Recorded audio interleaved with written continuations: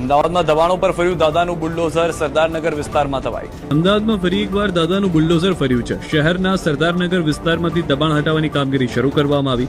અત્યાર સુધીમાં 150 થી વધુ ગેરકાયદે મકાન પર બુલડોઝર ફેરવી દેવાયું. કમલ તળાવ નજીકના ગેરકાયદે બાંધકામ દૂર કરવાની કામગીરી પૂરજોશમાં ચાલી રહી છે. તંત્રની ટીમ મોટા પોલીસ કાફલા સાથે પહોંચી હતી અને કાર્યવાહી શરૂ કરી.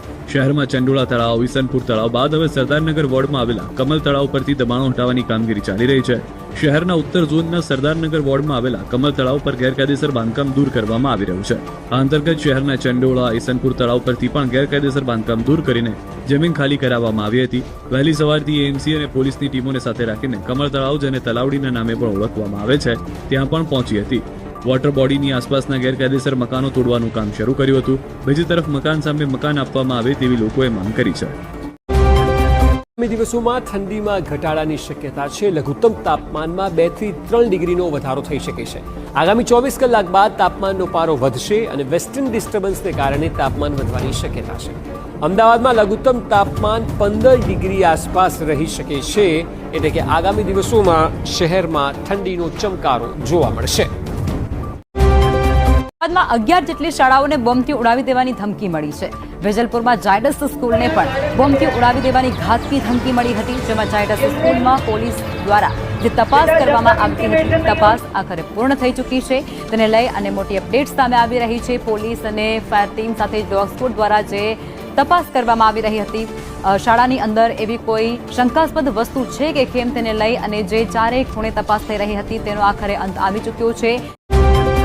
ભાગીને લગ્ન કરનાર યુવકો અને યુવતીઓ માટે એક મોટી અપડેટ સામે આવી છે. અપડેટ એ કે તમારા માતા પિતાને જાણ કરવામાં આવશે અને ત્યારબાદ જ, એટલે કે તમારા માતા પિતાને આપેલી નોટિસ અને નોટિસ પર માતા પિતાનો શું નિર્ણય છે તેના પરથી નક્કી થશે. લગ્ન નોંધણીના નિયમોમાં મોટો ફેરફાર સામે આવ્યો છે કે જો લગ્ન ભાગીને કરો છો તો તમારા માતા પિતાને નોટિસ આપવામાં આવશે અને નોટિસનો જવાબ તમારા માતા પિતા દ્વારા 30 દિવસની અંદર આવી જવો જોઈએ. એટલે કે વિથિન 30 ડેઝ નોટિસનો જવાબ આપવાનો રહેશે.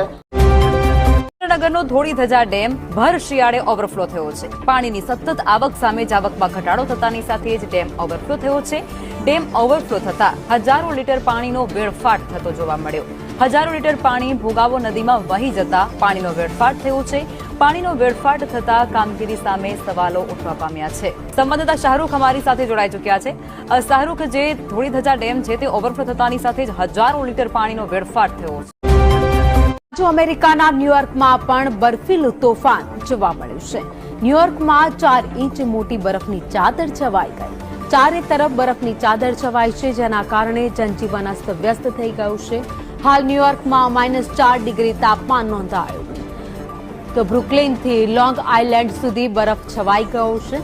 તો ન્યુયોર્કના તળાવો, વૃક્ષો પર બરફની ચાદર જોવા મળી. હજુ બરફ પડવાની હવામાન વિભાગે આગાહી કરી. તો આ દ્રશ્યો તમે જોઈ રહ્યા છો ન્યુયોર્કના, જ્યાં અત્યારે કડકડતી ઠંડી વચ્ચે હિમવર્ષા થઈ રહી છે, બરફવર્ષા થઈ રહી છે, જેના કારણે જનજીવન પ્રભાવિત થયું છે. પરંતુ બીજી બાજુ જે મુસાફરો ન્યુયોર્કના પ્રવાસે ગયા છે એ લોકો આ બરફની મજા માણી રહ્યા છે.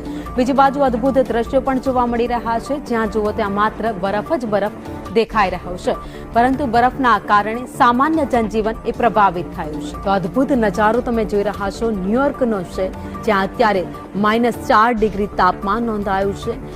સતત બરફવર્ષા થઈ રહી છે. બરફવર્ષાને કારણે સફેદીની ચાદર જ્યાં નજર જાય ત્યાં સુધી જોવા મળી રહી છે. આહ્લાદક નજારો, અદ્ભુત દ્રશ્યો જે અત્યારે સામે આવી રહ્યા છે ન્યુયોર્કથી, જ્યાં બરફની ચાદર પથરાયેલી છે. જેટલા પણ ટુરિસ્ટ પ્લેસ છે, આ સાથે તળાવ, નદી, તમામ જગ્યાએ માત્ર બરફ જ બરફ દેખાઈ રહ્યું છે.